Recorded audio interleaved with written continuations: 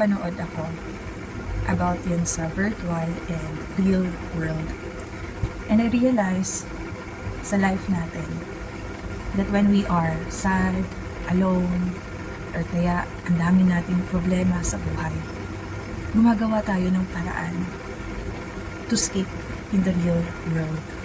Kaya ang iba sa atin, sumasama tayo kung nasaan yung kasiyahan, like kung saan yung inuman, pupunta tayo dun sa bar, kahit din naman yung yung panonood, like manood tayo ng K-dramas para lang ma-escape yung heartache, yung brokenness sa heart natin.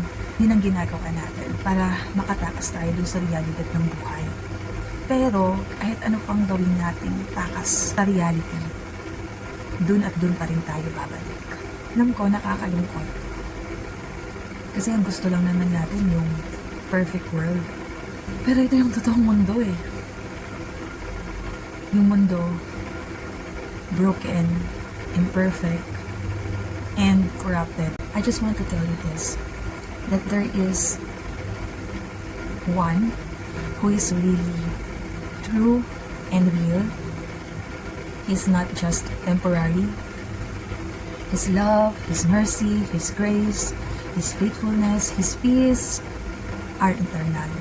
Kaya kahit nasa realidad ako ng buhay, nasusurvive ko dahil sa Kanya. That's the best decisions that I have in my life when I accept Jesus as my personal Savior. That even though I'm walking in this broken world, this corrupted world, He sustains me. He gives me strength. Not just for a moment, but daily. And I hope one day, matagpuan ka rin ni Lord. Kasi alam ko, mahal na mahal ka niya.